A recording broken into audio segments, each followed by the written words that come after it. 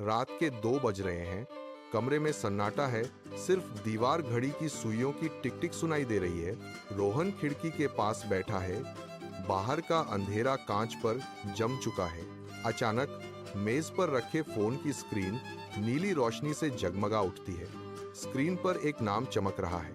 रोहन की नजरें उस पर पड़ती हैं। वह हिलता नहीं है। उसकी उंगलियां मेज के किनारे को कसकर पकड़ लेती हैं। फोन लगातार बज रहा है। कंपन से मेज पर हल्की आवाज हो रही है। रोहन एक गहरी सांस लेता है और फोन को उल्टा करके मेज पर औंधा रख देता है। रोशनी गायब हो गई है। अब कमरे में फिर से वही सन्नाटा है। वह खिड़की से बाहर देखता है, जहां सड़क की लाइटें धुंधली पड़ रही हैं। वह अपने हाथों को घुटनों पर रखता है और स्थिर बैठा रहता है। फोन दोबारा नहीं बजता। वह अपनी जगह से नहीं हिलता, बस अंधेरे को घूरता रहता है। कमरे की हवा ठंडी हो रही है और रोहन की सांसें धीमी और गहरी हैं। यह सन्नाटा नया है। 3 महीने पहले यह फोन कभी चुप नहीं रहता था। रात के 3 बजे अलार्म की तरह बज उठता था। रोहन बिस्तर से कूद पड़ता था।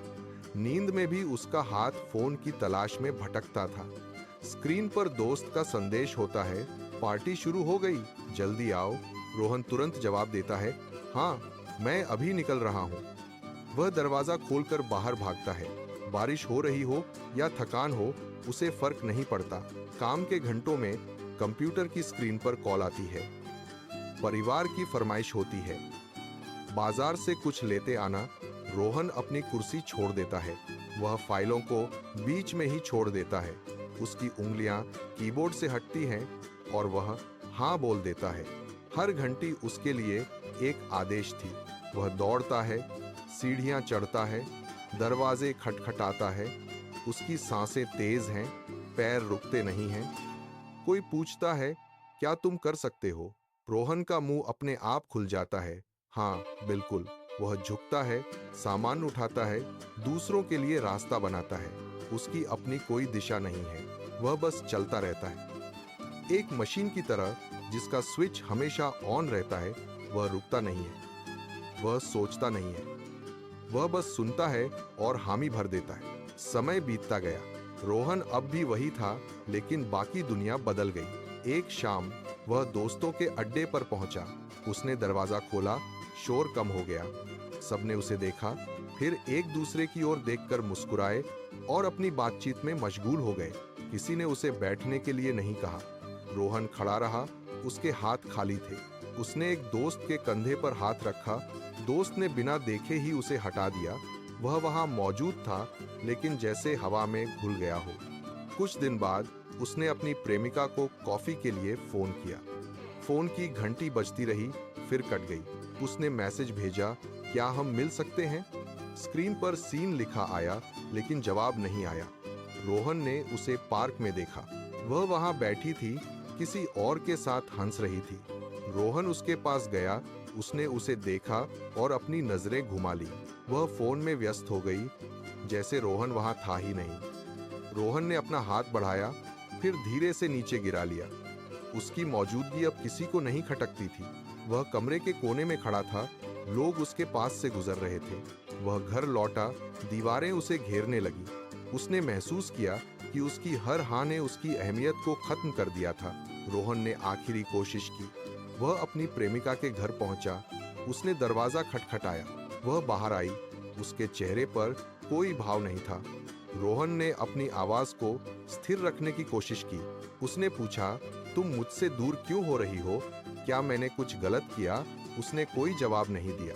रोहन ने अपना हाथ आगे बढ़ाया, लेकिन उसने एक कदम पीछे ले लिया। वह ठंडी आवाज में बोली, तुम्हारी कोई वैल्यू ही नहीं है। यह वाक्य किसी भारी पत्थर की तरह रोहन के सीने में धंस गया। उसे लगा जैसे उसके फेफड़ों से हवा निकल गई हो। वह वहीं जड़वत खड़ा रह गया। उसने अपनी प्रेमिका की तरफ देखा। वह बिना कुछ कहे अंदर चली गई और दरवाजा बंद कर दिया। लकड़ी के दरवाजे की आवाज गूंजती रही। रोहन वहां अकेला खड़ा था। वह धीरे धीरे पीछे मुड़ा। उसके पैर भारी थे। वह सड़क पर चलने लगा। वह शब्द उसके कानों में बार बार गूंज रहे थे। वह घर पहुंचा और अंधेरे कमरे में बैठ गया। रोहन अंधेरे में बैठा रहा। कमरे की खामोशी उसके कानों में शोर की तरह चुभ रही थी। उसने उठकर दीवार पर लगे आईने की ओर कदम बढ़ाए। फर्श पर उसके पैरों की आहट गूंजी। उसने आईने के पास पहुंचकर अपनी हथेलियों को ठंडे कांच पर रखा। कांच पर उसकी सांसों की भाप जम गई थी। उसने अपनी आस्तीन से उस धुंध को पोंछा। आईने में उसका चेहरा साफ दिखाई देने लगा। उसने अपनी आंखों में झांका। वे आंखें थकी हुई थीं।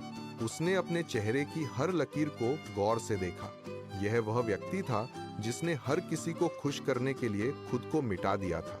उसने अपने होंठों को भींच लिया। उसने महसूस किया कि उसकी यह स्थिति किसी और की गलती नहीं, बल्कि उसकी अपनी कमजोरी का परिणाम है। वह आईने के और करीब गया, यहाँ तक कि उसकी नाक कांच को छू गई।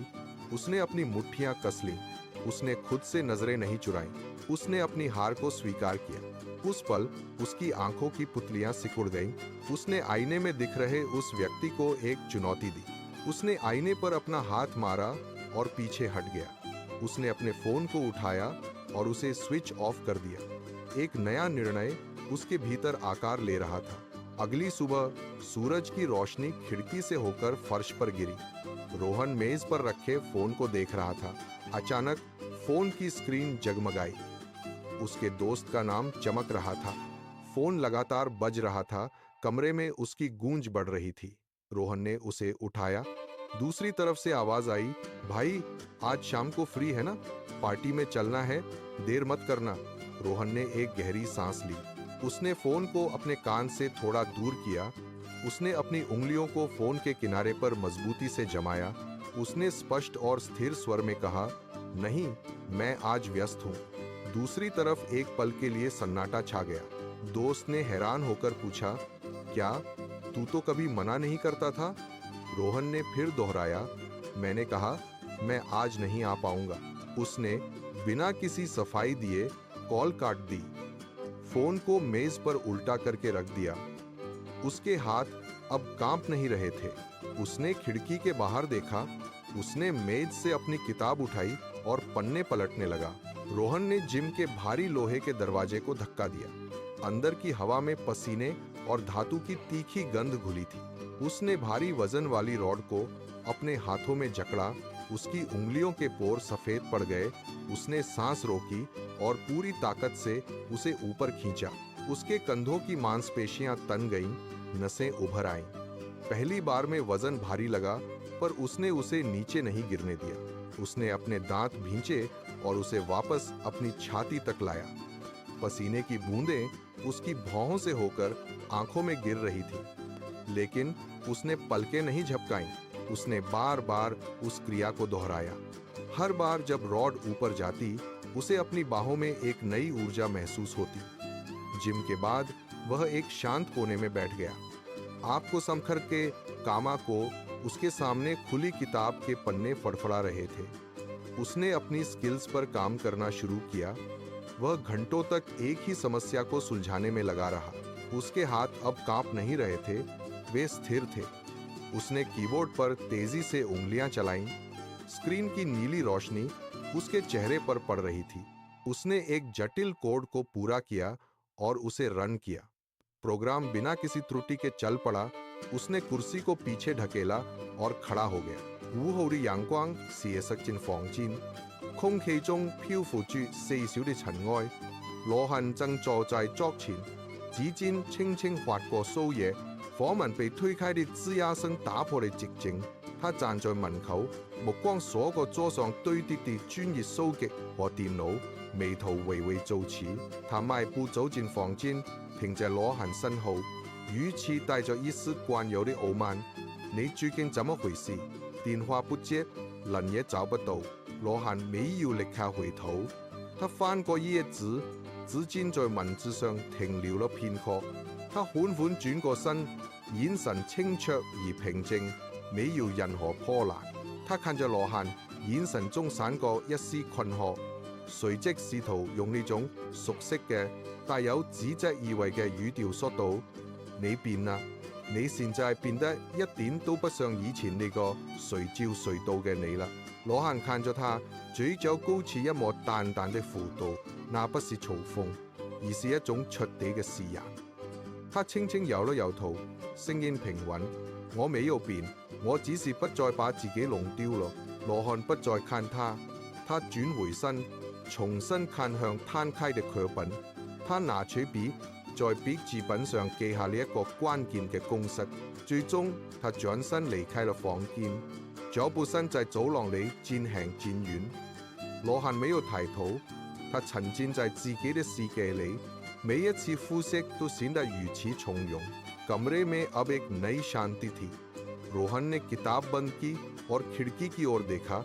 बाहर की दुनिया अब अलग लग रही थी। जब वह अगले दिन बाहर निकला तो वही दोस्त जो उसे हल्के में लेते थे अब उसके पास आने से पहले हिचकिचा रहे थे। एक दोस्त ने उसे पार्टी के लिए बुलाया, लेकिन रोहन ने अपनी घड़ी देखी और अपना काम जारी रखा।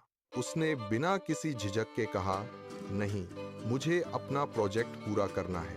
उस दोस्त ने रोहन की आंखों में देखा और बिना बहस किए सिर झुका लिया। यह बदलाव स्पष्ट था। लोग अब रोहन के समय और उसकी प्राथमिकताओं का सम्मान करने लगे थे। रोहन ने महसूस किया कि सम्मान कोई ऐसी चीज नहीं है जिसे आप दूसरों से मांग सकते हैं। यह एक ऐसी मुद्रा है जो तब मिलती है जब आप खुद को अपनी सूची में सबसे ऊपर रखते हैं।